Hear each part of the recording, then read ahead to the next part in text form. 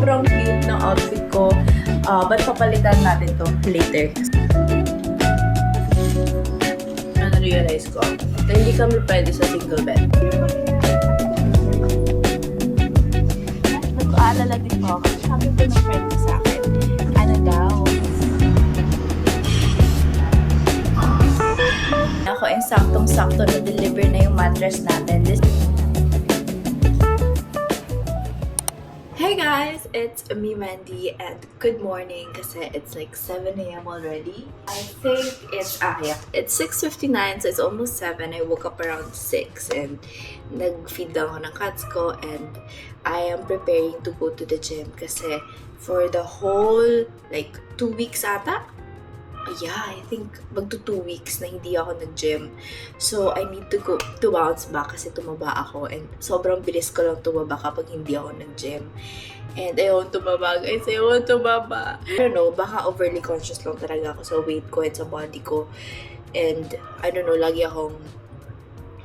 Ang dami ko naman sinasabi. Anyway, let's prepare my breakfast. Well, for my pre-workout, ang gagawin ko lang naman ay kumain ng bread. So, nagtoast ako ng bread. Tapos, itong peanut butter sandwich, which is actually one of the best pre-workout meals ever. Kasi it also has protein and it also has carbs. Actually, guys, wala pa talaga akong mapapakita sa inyo apartment tour. Kasi, if you can see at the back, wala pa ako masyadong furniture. And alam niyo ba kung ano yung darating mamaya is yung mattress ko. Kasi yung mattress ko ngayon ay single bed lang. And then, natutulog ako sa floor. Ayan. Kasi, wala pa talaga akong bed frame. And yung bed frame na ginagamit ko dun sa condo ko is sa landlord ko yun. Kasi fully furnished yung condo na tinirhan ko dun. So, sobrang hirap na I came from a fully furnished condo, tapos ilipat ako sa unfurnished place. So, iniisa-isa ko lang yung mga gamit ko. And, ayan, mamaya darating yung mattress natin, which is much bigger than my single bed. And alam niyo guys, sorry, may tumatahol na aso. Alam niyo guys, kung ano na-realize ko, na hindi kami pwede sa single bed. What do I mean by kami?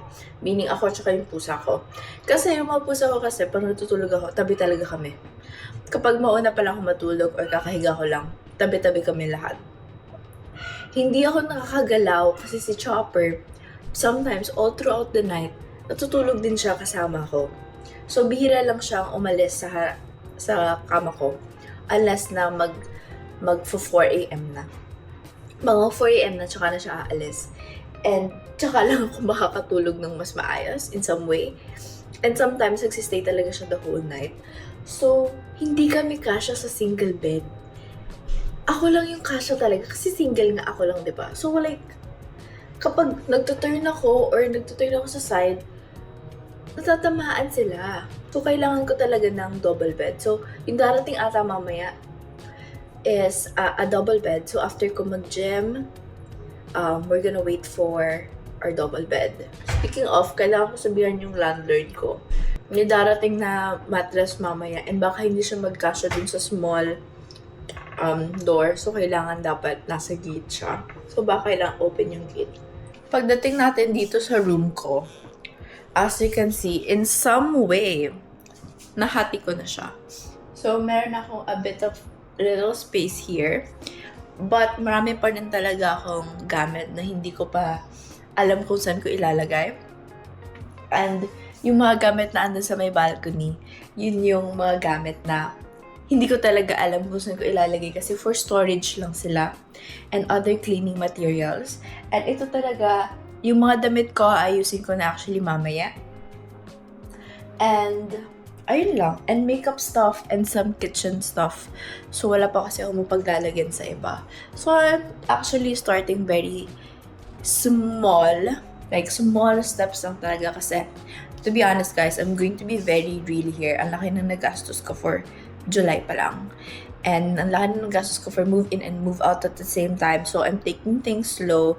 So, sobrang tagal pa talaga ng magiging full apartment tour ko. Kasi ang dami ko din gasto sa internship and all. Just being real here. And like, this is like the reality. And it's fine. Okay, stop na ng kwentuhan. Nung dadal ko na naman. So, mag-ready na ako for the gym. Bye!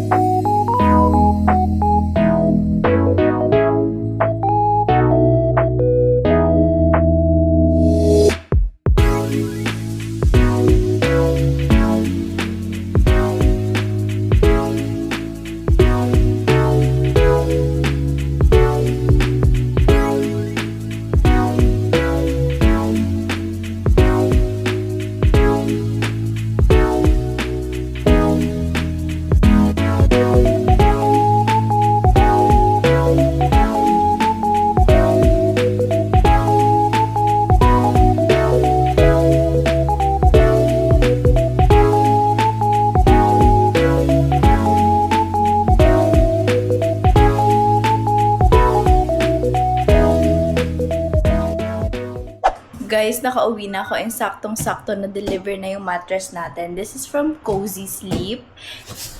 And yeah, meron din tayong pillow. And this is a queen-sized bed. So later ko pa siya isa-set up sa loob para hindi na din ako matulog dito sa sala. And dami ko pa kasing gamit dun, so kailangan ko pa siyang ayusin. That's what we're gonna do later tonight. Okay guys, so this is what my kitchen looks like at the moment. Magulo pa siya, di pa siya ayos. And we're going to cook my lunch. So, lulutuin lang natin to. I-air fry ko lang tong Pure Foods nuggets na to. And buti na lang talaga yung air fryer ko dito sa taas. Kasya dito. Kasi meron ditong saksakan. Which is I'm super grateful for. Kasi feel ko yung mga extension wires ko gagamitin ko dun sa kwarto.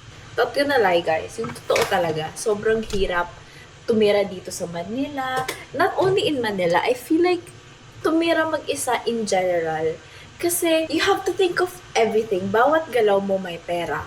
Also, as someone na medyo gala, gusto na lagi lumalabas. Siyempre kasi gusto ko din naman i-enjoy life ko. I'm single, I'm in my 20s. So, alam mo yung pigil sa akin, di ba? Pero ang hirap talaga tumira mag-isa. And also, trying to find work at the same time. Nagko-content kasi ako. So, of course, I'm just waiting for brand deals, ganyan. So, it's really important to stay happy, stay active, and socialize. Pero, every time you do that, money is involved. So, in my 20s, na-realize ko kung gaano ka-importante on how you handle your finances. I'm watching Enola Holmes 2 and kagabi, pinanood ko Enola Holmes 1. Kasi nakalimutan ko na yung story niya. So gusto kong panoorin yung Enola Holmes 3 mamayang gabi. Well, like my mother always said, those who can turn to others when they're in need are the truly brave amongst us. Your mother sounds very different to mine.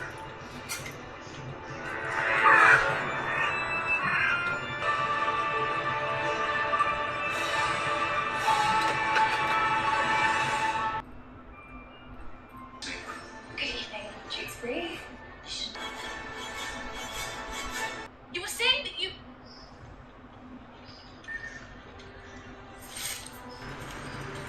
Okay guys, I'm going out and this is my outfit for today. Nakatulog ako and kakagising ko lang and nag-prep ako agad. So for today, ang pupuntahan natin ay yung Snikosh. And then after Snikosh, uuwi ako dito. And then magbibihis ako ulit kasi aalis ulit ako. So what a productive Saturday, dami kong pupuntahan. But sobrang cute ng outfit ko. But papalitan natin to later kasi manonood ako ng Toy Story. I'm so excited! So, punta tayo sa Snikosh. Kunin ko yung scrubs ko kasi I have new scrubs. And then, yun lang yung agenda ko sa outfit na to. Crazy! Okay, bye guys. See you later. When I arrived in Snikosh, sobrang helpful and friendly ng mga staff nila kasi they helped me pick out my scrubs and other things that I need. Like, i-help ka nila sa fitting room, ganun. If may ganito daw po yung small, for small, or yun yung 6 piece? Meron naman, excess na lang yun. Excess na lang. Oo, now stock in small. Pero meron siya. Pero pag nag-restock ka, depende kung paano siya.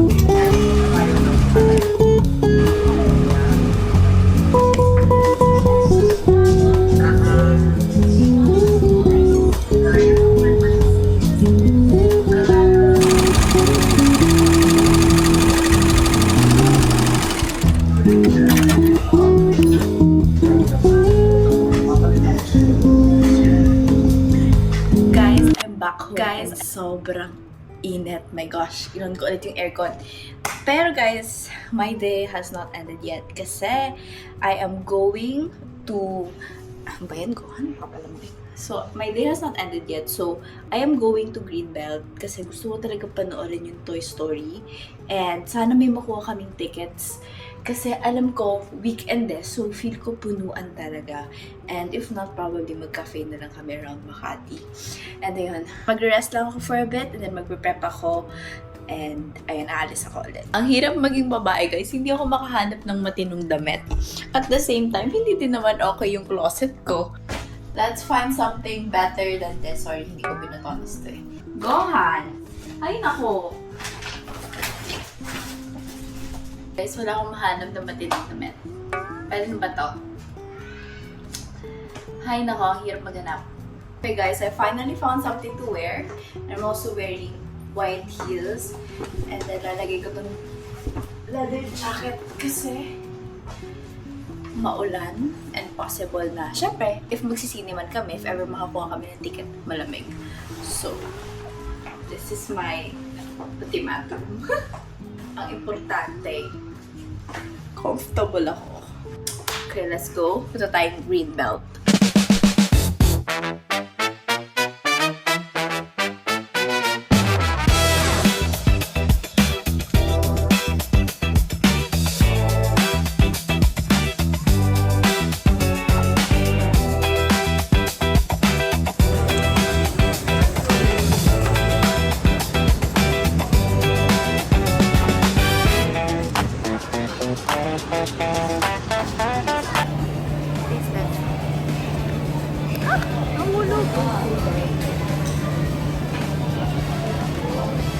Wait up.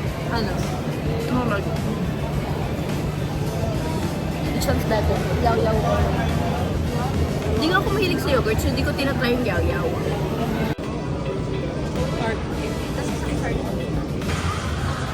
D. 25 cc.